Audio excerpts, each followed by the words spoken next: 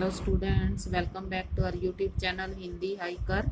आज हम 12वीं कक्षा की पुस्तक आरोह भाग 2 के गद्य खंड का पाठ भक्तिन पढ़ेंगे, जिसकी कवित्री महादेवी वर्मा जी हैं। महादेवी वर्मा छायावाद की प्रमुख कवित्री हैं। उनका जन्म सन 1907 में हुआ और 1987 ईस्वी में इस महिला साहित्यकार का निधन हो गया। महादेवी वर्मा उच्च कोटि की एक गद्यकार हैं। प्रस्तुत पाठ में लेखिका ने भक्तिन के माध्यम से नारी अस्तित्व की संघर्षपूर्ण आवाज को उठाया है। यहाँ लेखिका भक्तिन को दुखद बचपन का परिचय देती है। यह एक प्रसिद्ध संस्मरणात्मक रेखा चित्र है जो स्मृति की रेखाओं में संकलित है। इसमें महादेवी जी ने अपनी सेविका भक्तिन के अतीत एवं वर्तमान का परिचय देते हुए उसके व्यक्तित्व का चित्रण किया है। चलिए पढ़ते हैं कि किस प्रकार जो लेखिका के जीवन में भक्तिन उसकी सेविका बनकर आती है और किन किन दुखों का सामना भक्तिन को अपने जीवन में करना पड़ता है। छोटे कद और दुबले शरीर वाली भक्तिन अपने पतले ओंठों के कोनों में दृढ़ संकल्प और छोटी आंखों में एक विचित्र समझदारी लेकर जिस दिन पहले पहले मेरे पास आ उपस्थित हुई थी, तब से आज तक एक युग का समय बीत चुका है। अब लेखिका यहाँ क्या बताती है कि एक युग बीत चुका है जब उसके पास जो भक्तिन है वो शुरू में एक दृढ़ निश्चय लेकर उसके पास पहुंची थी। पर जब कोई जिज्ञासु मतलब जानने की इच्छा रखने वाला, जब कोई भी उससे इस संबंध में प्रश्न कर बैठता है, तब वह पलकों को आधी पुतलियों तक गिराकर और चिंतन की मुद्रा में ठुड्डी को कुछ ऊपर उठाकर विश्वास भरे कंठ से उत्तर देती है, तुम पचे काका बताई, यह 50 बरस से संग रहत है। इस हिसाब से मैं 75 की ठहरती हूँ और वह 100 वर्ष की आयु भी पार कर जाती है। अब जब भक्तिन से कोई पूछता है कि तुम कब से इसके साथ काम कर रही हो, लेखिका के पास काम कर रही हो, तो वो ये बताती है कि 50 साल हो गए मेरे को यहाँ काम करते हुए। और अगर उसकी आयु का हिसाब लगाते हैं तो लेखिका की आयु 100 वर्ष से भी ऊपर हो जाती है। इसका भक्तिन को पता नहीं। पता हो भी तो संभवतः वह मेरे साथ बीते हुए समय में रत्ती भर भी कम न करना चाहेगी, यानी कि उस समय को जरा सा भी वो कम नहीं करना चाहती। मुझे तो विश्वास होता जा रहा है कि कुछ वर्ष और बीत जाने पर वह मेरे साथ रहने के समय को खींचकर 100 वर्ष तक पहुंचा देगी, चाहे उसके हिसाब से मुझे 150 वर्ष की असंभव आयु का भार क्यों ना ढोना पड़े।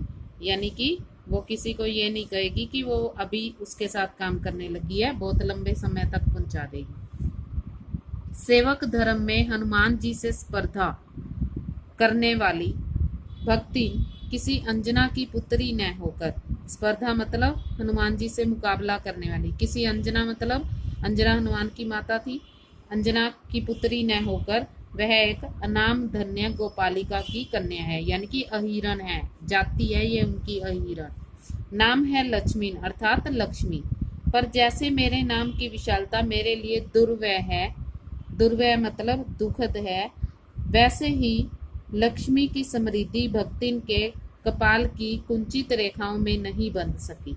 यानी कि उसने अपना नाम लक्ष्मी से बदलकर भक्तिन रख लिया। उसके लिए जो भक्तिन नाम था वो बहुत कठिन परिस्थितियों में रखा गया नाम था, इसीलिए वो अपना नाम बदल देना चाहती थी। वैसे तो जीवन में प्राय सभी को अपने अपने नाम का विरोधाभास लेकर जीना पड़ता है, पर भक्तिन बहुत समझदार है, क्योंकि वह अपना समृद्धि सूचक नाम किसी को बताती ही नहीं। केवल जब नौकरी की खोज में आई थी तब ईमानदारी का परिचय देने के लिए उसने शेष इतिवृत्त के साथ यह भी बता दिया था, यानी कि बाकी सब विस्तार के साथ यह नाम भी उसने बता दिया, पर इस प्रार्थना के साथ कि मैं इस नाम का उपयोग नहीं करूं। उपनाम रखने की प्रतिभा होती तो मैं सबसे पहले उसका प्रयोग अपने ऊपर करती। इस तथ्य को वह देहातन क्या जाने, देहातन मतलब गांव की जो है अहिरन है, इसी से जब मैंने कंठी माला देखकर उसका नया नामकरण किया। अब उसके गले में कंठी और माला डाली हुई थी, तो लेखिका ने उसका नया नामकरण कर दिया भक्तिन। जैसे कवित्वहीन नाम को पाकर वह गदगद उठी। वो इस नाम को पाकर बहुत खुश हो गई। भक्तिन के जीवन का इतिवृत्त बिना जाने हुए उसके स्वभाव को पूर्णतः क्या अंशतः समझना भी कठिन होगा। वह अब भक्तिन की यहाँ पर कहानी शुरू होती है कि वो कहाँ से थी, क्या था उसके पास, क्या नहीं था। वह ऐतिहासिक झूसी में गांव प्रसिद्ध एक अहीर सुरमा की इकलौती बेटी ही नहीं, विमाता की किवदंती, विमाता मतलब सौतेली माँ, किवदंती मतलब प्रसिद्ध कहावत, बन जाने वाली ममता की छाया में भी पली है। 5 वर्ष की व्यय में आयु में उसे हड़िया ग्राम के एक संपन्न गोपालक की सबसे छोटी पुत्र वधू बनाकर पिता ने शास्त्र से 2 पग आगे रहने की ख्याति कमाई। यानी कि उसका विवाह कर दिया। गोपालक जो था वहां के गांव का, उसकी सबसे छोटी पुत्र वधू बनाया, बहू बनाया। ख्याति कमाई मतलब प्रसिद्धि प्राप्त की। और 9 वर्षीय युवती का गोना देकर, गोना मतलब पति के घर जब दूसरी बार जाती है तो वो देकर उसने, विमाता ने बिना मांगे प्राय धन लौटाने वाले महाजन का पुण्य लूटा। यानी कि उसकी जो माँ थी वो सौतेली थी और उसने उसे अपने पति के घर भेज दिया। पिता का उस पर अगाध प्रेम होने के कारण संभवतः ईर्ष्यालु और संपत्ति की रक्षा में सतर्क विमाता ने उनके मरणातंक रोग का समाचार तब भेजा जब वह मृत्यु की सूचना भी बन चुका था। यानी कि उसके पिता को मरे कई दिन हो गए थे, तब उसके पास संदेशा भेजा गया कि उसके पिता की मृत्यु हो गई है। रोने पीटने के अपशकुन से बचने के लिए सास ने भी उसे कुछ नहीं बताया। बहुत दिन से नेहर नहीं गई। नेहर मतलब मायके। अब देखो, पहले तो माँ ने लेट कर दिया क्योंकि पिता मर चुके थे, माँ ने नहीं बताया, फिर उसकी सास ने नहीं उसको बताया। सो जाकर देख आवे, यही कहकर और पहना उड़ाकर सास ने उसे विदा कर दिया। अब उसकी सास ने उसको अपने पिता के घर भेज दिया जब उसको ये समाचार मिला कि उनकी मृत्यु हो गई है। इस अप्रत्याशित अनुग्रह ने उसके पैरों में जो पंख लगा दिए थे वे गांव की सीमा में पहुंचते ही झड़ गए। यानी कि गांव में जाते ही जब उसे पता चला कि उसके पिताजी मर गए हैं, तो उसका जो खुशी थी, वो जो प्रसन्नता थी, वो वहीं पर समाप्त हो गई। हाय लक्ष्मी नबाई की अस्पष्ट पुनरावृत्तियां और स्पष्ट सहानुभूतियां दृष्टियां उसे घर तक ठेल ले गई। यानी कि अब उसकी जो माता थी वो अब हाय लक्ष्मण अबाई, लक्ष्मी अबाई उसको कहती है। और वहां न पिता का चिन्ह शेष था, न भी माता के व्यवहार में शिष्टाचार का लेश था। लेश मतलब अंश। दुख से शिथिल और अपमान से जलती हुई वह उस घर में पानी भी बिना पिए उल्टे पैरों ससुराल लौट पड़ी। सास को खरी खरी सुनाकर उसने विमाता पर आया हुआ क्रोध शांत कर लिया और पति के ऊपर गहने फेंक कर उसने अपने पिता के चिर विछोह की मरम व्यवस्था व्यक्त की। यानी कि लंबे बिछुड़न की ममता को व्यक्त कर दिया। जीवन के दूसरे परिच्छेद में अब देखो, एक पहलू बीत चुका है। इसमें क्या था, लक्ष्मी की शादी कैसे होती है भक्तिन की, और किस प्रकार उसके पिता मर जाते हैं, और उसके बाद अगले परिच्छेद में क्या है। जीवन के दूसरे परिच्छेद में भी सुख की अपेक्षा दुख ही अधिक है। जब उसने गेहुए रंग और बटिया जैसे मुख वाली पहली कन्या के 2 संस्करण और कर डाले, तब सास और जेठानियों ने होंठ बिचकाकर उपेक्षा प्राप्त की। यानी कि उसके घर 3 पुत्रियां हो गई थी, जिसकी वजह से उसकी सास और जेठानियां उससे अलग व्यवहार करने लगी। उचित भी था, क्योंकि सास 3 कुमाऊं वीरों की विधात्री बनकर मचिया के ऊपर विराजमान पुरखिन के पद पर अभिषक्त हो चुकी थी। यानी कि उसकी सास के भी 3 बेटे थे और दोनों जेठानियां भी काकभुजुंडी जैसे काले लालों की क्रमबद्ध सृष्टि करके इस पद के लिए उम्मीदवार थी। यानी कि उसकी जेठानियों के भी काले रंग के बेटे थे, बेटी किसी को नहीं थी। छोटी बहू के लीक छोड़कर चलने के कारण उसे दंड मिलना आवश्यक हो गया। यानी कि उसको अब वो ताने मारती थी क्योंकि उसके पुत्रियां थी 3। ठीक है। जेठानियां बैठकर लोक चर्चा करती, यानी कि समाज में बातें करती, और उनके जो कुलूटे लड़के थे वो धूल उड़ाते, मट्ठा फेरती, कूटती पीसती, रांधती, और उनकी नन्ही लड़कियां गोबर उठाती, कंडे पाती। यानी कि वो और उसकी लड़कियां काम करती थी, उनके लड़के जो है मजे करते थे। जेठानियां अपने भात पर सफेद राब, यानी कि सफेद राब मतलब गुड़, पतला गुड़ जिसे सफेद राब कहते हैं, रखकर गाढ़ा दूध डालती और अपने लड़कों को ओढ़ते हुए दूध पर से मलाई उतार कर खिलाती थी। वह काले गुड़ की डली के साथ कठौती में मट्ठा पाती और उसकी लड़कियां चने बाजरे की घुघरी चबाती। यानी कि उनको करड़ी चीजें जो सख्त होती थी वो वस्तुएं दी जाती थी और उनके बच्चों को मलाई के साथ, जेठ के लड़कों को मलाई के साथ खाने को दिया जाता था। इस दंड विधान के भीतर कोई ऐसी धारा नहीं थी जिसके अनुसार खोटे सिक्कों की टकसाल जैसी पत्नी से पति को विरक्त किया जा सकता है। यानी कि अब कोई ऐसा नियम नहीं था कि उसको उसके पति से भी वो अलग करना चाहती थी। सारी चुगली चबाई की परिणति, यानी कि वो चुगल की बातें करती थी, निंदा करती थी एक दूसरे की, ये सारी उनकी नीति थी। उसके पत्नी प्रेम को बढ़ाकर ही होती थी। जेठानियां बात बात पर धमाधम पिट्टी कुटी जाती, पर उसके पति ने उसे कभी भी उंगली भी नहीं छुआई। वह बड़े बाप की बड़ी बात वाली बेटी को पहचानता था। इसके अतिरिक्त परिश्रमी, तेजस्विनी और पति के प्रति रोम रोम में सच्ची पत्नी को वह चाहता भी बहुत रहा होगा, क्योंकि उसके प्रेम के बल पर ही पत्नी ने अलगोछा करके, अलगोछा मतलब बंटवारा, सबको अंगूठा दिखा दिया। काम वही करती थी, इसलिए गाय भैंस, खेत खलियान, अमराई के पेड़ आदि के संबंध में उसी का ज्ञान बहुत बड़ा चढ़ा था। उसने छांट छांट कर ऊपर से असंतोष की मुद्रा के साथ और भीतर से पुलकित होते हुए जो कुछ लिया वह सबसे अच्छा भी रहा। साथ ही परिश्रमी दंपति के निरंतर प्रयास से उनका सोना बन जाना भी स्वाभाविक हो गया। कहने का मतलब पति पत्नी दोनों बहुत मेहनती थे और उनकी मेहनत से ही उनको जो भी मिला था वो और आगे और बढ़ता गया, यानी कि सोना बन गया। धूमधाम से बड़ी लड़की का विवाह करने के उपरांत पति ने घरौंदे से खेलती हुई 2 कन्याओं और कच्ची गृहस्थी का भार 29 वर्ष की पत्नी पर छोड़कर संसार से विदा ले ली। यानी कि उसके पति की मृत्यु हो गई। एक लड़की की शादी उसने कर दी थी, 2 लड़कियां उसके पास थी अब, और उनकी मृत्यु हो गई। जब वह मरा तब उसकी अवस्था 36 वर्ष से कुछ ही अधिक रही होगी, पर पत्नी आज उसे बुढ़ऊ कहकर स्मरण करती है। भक्ति सोचती है कि जब वह बूढ़ी हो गई तब क्या परमात्मा के यहाँ वे भी न बूढ़े हो गए होंगे, अतः उन्हें बुढ़ऊ कहना उनका घोर अपमान है, न कहना उनका घोर अपमान है। हाँ, तो भक्तिन के हरे भरे खेत, मोटी ताजी गाय भैंस और फलों से लदे पेड़ देखकर जो जेठोतों मतलब जेठ के जो लड़के थे के मुंह में पानी भराना ही स्वाभाविक था। इन सब की प्राप्ति तो तभी संभव थी ना जब भैया दूसरा घर कर लेती, यानी कि जब उसकी दूसरी शादी करवा दी जाती। पर जन्म से खोटी भक्तिन उनके चकमे में आई नहीं।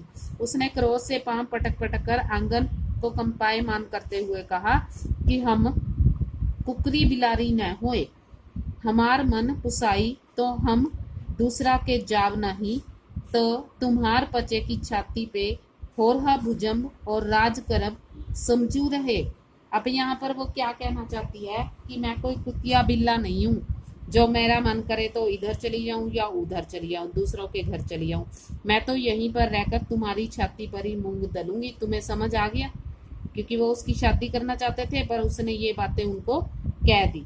उसने ससुर, अंजिया ससुर मतलब चाचा ससुर, और जाने के पीढ़ियों के ससुर गणों की उपार्जित जगह जमीन में से सुई की नोक के बराबर भी देने की उदारता नहीं दिखाई। यानी कि उसने अपनी जमीन में से कुछ भी उन लोगों को नहीं दिया।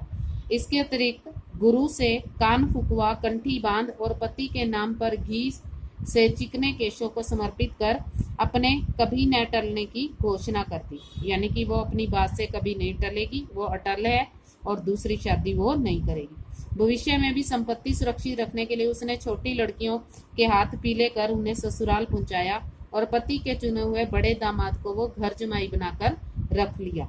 इस प्रकार उसके जीवन का तीसरा अनुच्छेद आरंभ हो गया। यानी कि पहले अनुच्छेद में हमने पढ़ा कि उसका जीवन कैसे बीता, उसकी शादी कैसे हुई। दूसरे अनुच्छेद में उसकी जो 3 लड़कियां थी उनके बारे में पढ़ा, उसके जो ससुराल वाले थे वो उसके साथ कैसा व्यवहार करते थे ये पढ़ा। अब तीसरा परिच्छेद आरंभ हो रहा है। भक्तिन का दुर्भाग्य भी उससे कम हठी नहीं था।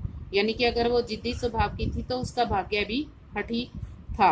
इसी से किशोरी से युवती होते ही बड़ी लड़की भी विधवा हो गई। यानी कि उसकी जो बड़ी लड़की थी उसकी वो भी विधवा हो गई, उसका भी पति मर गया। भैयों से पार न पा सकने वाले जेठों और काकी को परास्त करने के लिए कटिबंध जेठोतों, यानी कि उसके जेठ और उसके जेठ के लड़कों ने आशा की एक किरण देख पाई। विधवा बहन के गठबंधन के लिए बड़ा जेठोत अपने तीतर लड़ाने वाले साले को बुला लाया। उसके जेठ का लड़का अपने साले को बुला लाया, क्योंकि उसका हो जाने पर सब कुछ उन्हीं के अधिकार में रहता। भक्तिन की लड़की भी माँ से कम समझदार नहीं थी, इसी से उसने वर को नापसंद कर दिया। बाहर के बहनोई का आना चचेरे भाइयों के लिए सुविधाजनक नहीं था, अतः यह प्रस्ताव जहां का तहां रह गया। तब वे दोनों माँ बेटी खूब मन लगाकर अपनी संपत्ति की देखभाल करने लगी और मान न मान मैं तेरा मेहमान की कहावत चरितार्थ करने वाले वर के समर्थक उसे किसी न किसी प्रकार पति की पदवी पर अभिषिक्त करने का उपाय सोचने लगे। यानी कि उस लड़की ने उनको जवाब दे दिया था, पर जो उसके रिश्तेदार थे फिर भी इसका उपाय करने लगे कि कैसे न कैसे उसको उसकी शादी करवा दी जाए। एक दिन माँ की अनुपस्थिति में वर महाशय ने बेटी की कोठड़ी में घुसकर भीतर से द्वार बंद कर लिया और उसके जो समर्थक थे गांव वालों को बुलाने लगे। अहीर युवती ने जब इस डकैत वर की मरम्मत कर कुंडी खोली तब पंच बेचारे समस्या में पड़ गए।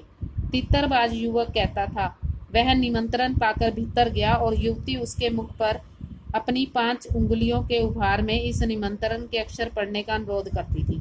अंत में दूध का दूध पानी का पानी करने के लिए पंचायत बैठी और सबने सिर हिला हिलाकर इस समस्या का मूल कारण कलयुग को स्वीकार किया। अपीलहीन फैसला हुआ कि चाहे उन दोनों में एक सच्चा हो चाहे दोनों झूठे, पर जब वे एक कोठड़ी से निकले हैं तब उनका पति पत्नी रूप स्वीकार करना ही कलयुग के दोष का परिमार्जन कर सकता है। अपमानित बालिका ने होंठ काटकर लहू निकाल लिया और माँ ने आग्ने नेत्रों से गले पड़े दामाद को देखा। संबंध कुछ सुखकर नहीं हुआ, क्योंकि दामाद अब निश्चित होकर तितर लड़ाता था और बेटी विवश क्रोध में जलती रहती थी। इतने यत्न से संभाले हुए गायें ढोर खेती बाड़ी पारिवारिक द्वेष में सब झुलस गए कि लगान अदा करने का भी भारी हो गया। यानी कि वो अब कर्जाऊ हो गए थे। उसका जो जमाई था उसने सब कुछ बिखेर दिया था, बेच दिया था। सुख से रहने की कौन कहे। अंत में एक बार लगान न पहुंचने पर जमींदार ने भक्तिन को बुलाकर दिन भर कड़ी धूप में खड़ा रखा और यह अपमान तो उसकी कर्मठता में सबसे बड़ा कलंक बन गया। अतः दूसरे ही दिन भक्तिन कमाई के विचार से शहर आ पहुंची। शेष अगले भाग में। अगर आपको ये वीडियो पसंद आती है तो लाइक करें, शेयर करें, चैनल को सब्सक्राइब करें और साथ में दिए गए बेल आइकन को अवश्य दबाएं। और अगर आपका कोई सुझाव है तो आप हमें कमेंट बॉक्स में लिखकर भेज सकते हैं। धन्यवाद।